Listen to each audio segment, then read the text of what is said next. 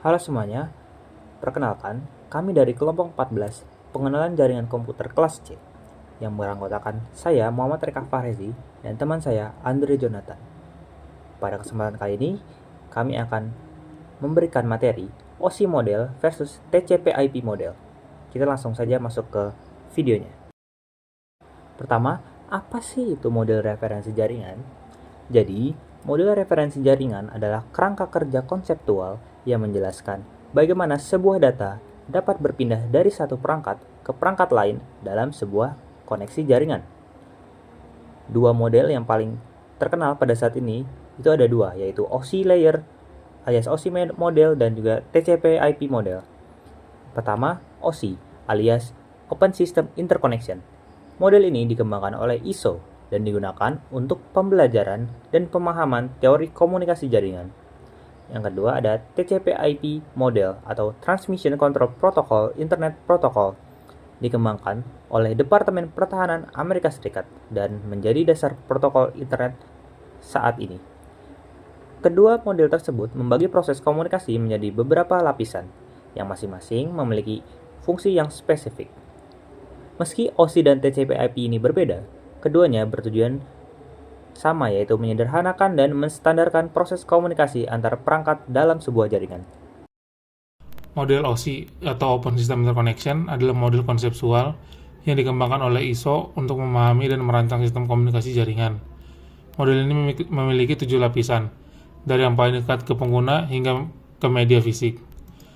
Lapisan pertama itu application, yang berfungsi sebagai antarmuka langsung ke aplikasi pengguna, contohnya HTTP dan FTP. Lalu lapisan kedua itu presentation, yang berfungsi sebagai format data, enkripsi, kompresi, contohnya JPG atau SSL. Lapisan ketiga yaitu session, yang berfungsi sebagai mengelola koneksi dan sesi antara dua sistem. Terus lapisan keempat yaitu transport, yang berfungsi untuk menjamin data sampai dengan benar dan berurutan, contohnya TCP atau DP. Lalu lapisan kelima yaitu network, yang berfungsi untuk pengalamatan dan routing antar jaringan, contohnya IP. Lapisan keenam yaitu data link, berfungsi untuk pengalamatan MAC dan deteksi kesalahan, contohnya Ethernet dan PPP. Lalu lapisan terakhir yaitu lapisan ketujuh, yaitu physical, yaitu media fisik pengiriman data, contohnya kabel atau sinyal listrik. TCP/IP model. TCP/IP adalah protokol komunikasi yang digunakan dalam jaringan komputer, khususnya internet. Model ini menggunakan 4 lapisan utama, yaitu network access layer, internet layer, transport layer, dan application layer. Contoh penggunaan TCP/IP yaitu untuk mengakses website dan mentransfer file. Perbandingan antara OSI dan TCP/IP. Yang pertama dalam fiturnya. Dalam OSI model, fiturnya yaitu bersifat konseptual dan digunakan sebagai panduan desain. Perbandingan OSI dan TCP/IP. Pertama dalam fleksibilitas dan penerapannya. OSI model dan TCP/IP model sama-sama bersifat konseptual dan digunakan sebagai panduan desain. Lalu dalam jumlah lapisan, dalam OSI model sendiri memiliki 7 lapisan, sedangkan dalam TCP/IP model mempunyai 4 lapisan. Lalu dalam hal penggunaan, OSI model digunakan secara langsung dalam implementasi protokol, tetapi sangat berguna untuk pendidikan dan pemecahan permasalahan. Sedangkan TCP/IP model digunakan secara luas dalam jaringan dunia nyata, terutama pada protokol internet. Lalu pada kemudahan implementasi, dalam OSI model memberikan panduan yang sangat detail tetapi lebih kompleks dalam penerapannya. Sedangkan dalam TCP/IP lebih mudah diterapkan dengan fokus pada protokol yang ada, seperti IP, TCP, dan UDP. Lalu kefokusannya, dalam OSI model lebih fokus dalam standarisasi, sedangkan dalam TCP/IP model lebih berfokus pada komunikasi data handal.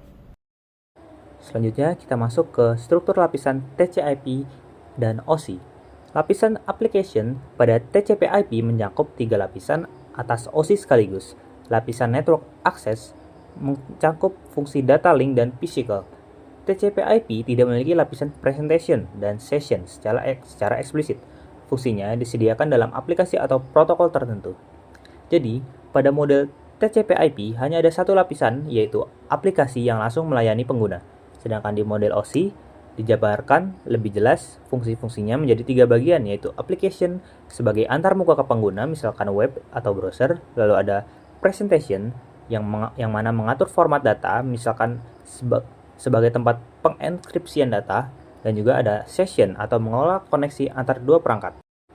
Pada lapisan transport, keduanya memiliki lapisan dengan nama yang sama, serta fungsinya yang sama, yaitu untuk mengatur pengiriman data antar perangkat, seperti memastikan data sampai dengan benar dan lengkap. Selanjutnya ada lapisan internet dan jaringan. Di TCP/IP model disebut sebagai internet layer, sedangkan di OSI disebut network layer. Fungsinya tetap sama, yaitu sebagai pengatur alamat dan jalur data menuju tujuan yang benar. Dan yang terakhir ada lapisan akses jaringan. Pada model TCP/IP hanya punya satu lapisan terbawah, yaitu bernama network access layer, yang mengurus semua hal teknis pengiriman data melalui kabel atau sinyal. Sedangkan pada model OSI terbagi lagi menjadi dua, yaitu data link layer serta physical layer. Dan sampailah kita ke dalam kesimpulan. Model OSI dan TCP/IP sama-sama penting dalam memahami komunikasi data. OSI lebih cocok untuk teori dan pembelajaran, sedangkan TCP/IP lebih sering digunakan dalam jaringan nyata seperti internet. Jadi, bisa disimpulkan bahwa keduanya saling melengkapi. Dengan belajar OSI, kita dapat mendapatkan pemahaman yang mendalam tentang bagaimana jaringan bekerja secara konseptual. Sementara itu, dengan model TCP/IP, kita bisa langsung memahami bagaimana jaringan internet benar-benar dijalankan sehari-hari. Dalam dunia kerja, biasanya implementasi mengikuti model TCP atau IP, tapi pada dasarnya tetap dipahami melalui model OSI. Sekian video pembelajaran dari kelompok 14. Kami izin mengundurkan diri. Terima kasih atas perhatiannya. Sampai jumpa pada kesempatan berikutnya.